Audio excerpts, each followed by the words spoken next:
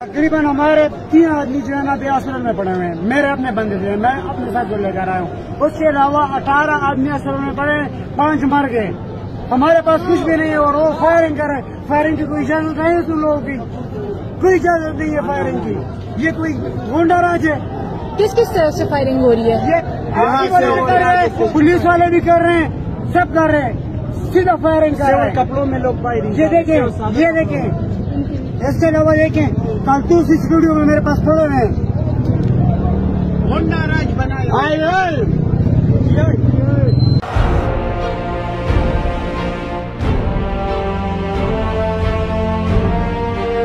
अदालती अहकामात के बावजूद कराची में शोएब शेख के घर को गैर कानूनी तौर पर मिसमार कर दिया गया है। बोल के खिलाफ इंतकामी कार्रवाइयों में तेजी। कराची में को चेयरमैन शोएब शेख का घर गिरा दिया गया। बोल के खिलाफ इंतकामी कार्रवाइयों का सिलसिला जारी है। सिंध हुकूमत की अदालती अहकामात की खिलाफ वर्जी।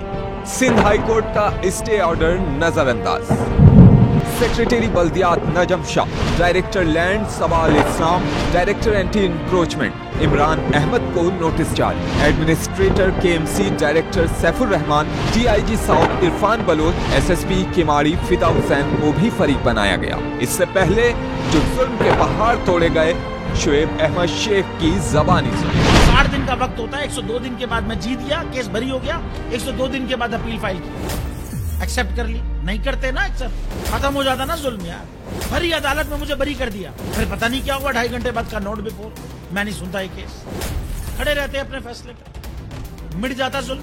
अल्लाह ताला ने बिठाया इस कुर्सी, इन कुर्सियों पे इनको यार, ये अल्लाह ताला की तरफ से फैसले करने हैं। तो या तो ये फैसले आएंगे, जुल्म मिट जाएगा, या कौम खड़ी हो जाएगी जुल्म के खिलाफ। हर मुश्किल के बावजूद बोल हकीकी सहाफत करता रहेगा।